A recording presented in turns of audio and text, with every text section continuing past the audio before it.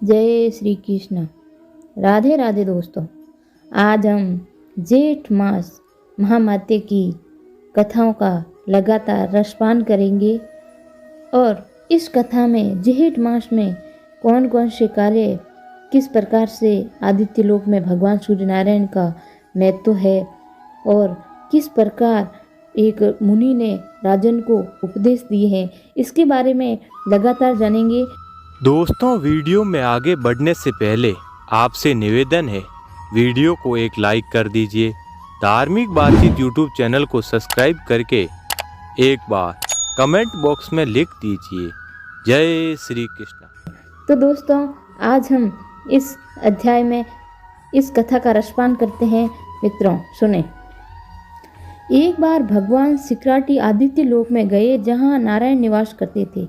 भगवान नारायण को प्रणाम करके तथा चक्षुषु स्मृति से उनकी स्तुति की तथा उनकी स्तुति में भगवान सूर्य नारायण को प्रणाम, जो समस्त किरणों के दाता को धन्यवाद, तथा सतो रजो तथा तमो सभी गुणों के समस्त लोक को नमस्कार। भगवान सूर्य नारायण, आप मुझे अंधकार से प्रकाश की ओर ले जाएं। भगवान सूर्य सर्वलोक में विद्यमान है, उनके रूपों की कहीं कोई तुलना नहीं की जा सकती। उन भगवान भास्कर को हम प्रणाम करते हैं, जो समस्त प्रकार के प्राणियों के प्रकाश के लिए उदित होते हैं, जो शेष किरणों को मालिक है। दिन का भार वहन करने वाले उन अदिति नंदन को सत सत प्रणाम। इस प्रकार शिक्राटी ने द्वारा चक्षु स्मृति द्वारा भगवान सूर्य नारायण की स्तुति करने पर भगवान सूर्य नारायण बहुत प्रसन्न हुए और कहा, इस चक्षु स्मृति विद्या को अध्ययन करने वाले कभी कोई आँख से संबंधित रोग नहीं होगा, उनके कुल में कभी कोई अंधा नहीं होगा। एक समय महर्षिगण राजा श्रद्धानिक की सभा में गए, जहाँ उनका स्वागत सत्कार किया तथा आसनों पर बिठाया तथा राजा ने प्रार्थना की कि आपके दर्शन से मैं धन्य हो गया हूँ तथा आप मुझे धार्मिक शास्त्रों का ज्ञान कराएं। तब ऋषियों ने कहा, हे राजन, आप हमारे गुरु भगवान वेद व्यास से निवेदन कीजिए, जो बड़े दयालु हैं। तथा वेद व्यास से निवेदन करने पर वेद व्यास ने अपने शिष्य दृष्टश्रेष्ठ को धार्मिक प्रवचन देने के लिए कहा तथा सभी ऋषियों ने सहमति दी। तब धृतराष्ट्र ने धर्मशास्त्रों का ज्ञान कराया, जिनको सुनकर उनके हृदय में आत्मसात कर मनुष्य का कल्याण होता है। तथा मुनि ने बताया कि 18 महापुराण तथा रामायण महाभारत संसार में एक नौका के रूप में कार्य करते हैं। इनके श्रवण मात्र से मनुष्य के सभी कष्ट दूर हो जाते हैं। इनमें से आपको क्या सुनना है राजन? तब राजा ने कहा, हे मुनिवर, मैं महाभारत और रामायण तो सुन रखी है, लेकिन मैंने ज्येष्ठ महामात्य की कथा नहीं सुनी है। तब मुनि ने कहा, राजन, आपने बहुत अच्छी बात कही है।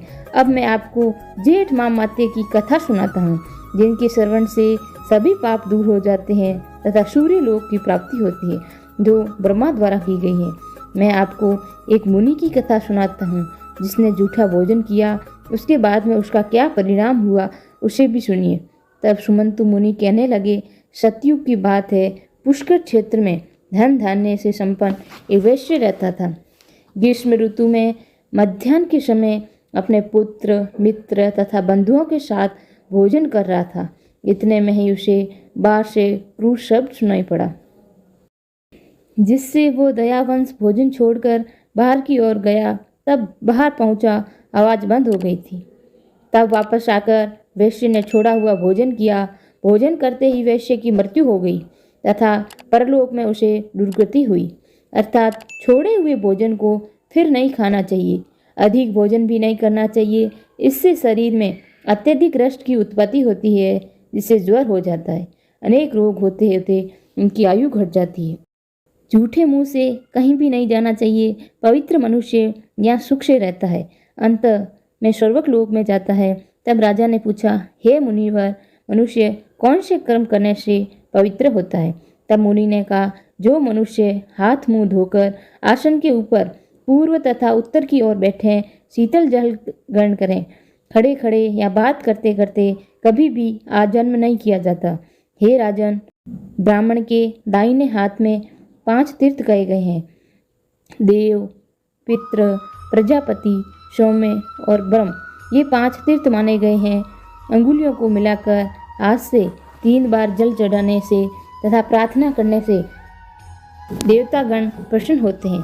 प्रथम से ऋग्वेद, द्वितीय से यजुर्वेद, तृतीय से साम्यवेद की प्राप्ति होती है। मस्तक में अभिषेक से भगवान रुद्र प्रसन्न होते हैं। इस प्रकार मुनिवर ने राजन को किस प्रकार भोजन करना चाहिए, कौन से समय कौन सा दान देना चाहिए, दान देने का कौन सा तरीका सही है, कौन से जल चढ़ाने का तरीका है, इस प्रकार उन्हें बताकर उनको संतुष्टि दी। तो दोस्तों, कैसा लगा वीडियो कमेंट करके ज़रूर बताएं। आगे की वीडियो सुनने के लिए लगातार हमारे साथ बने रहें। धन्यवाद दोस्तों।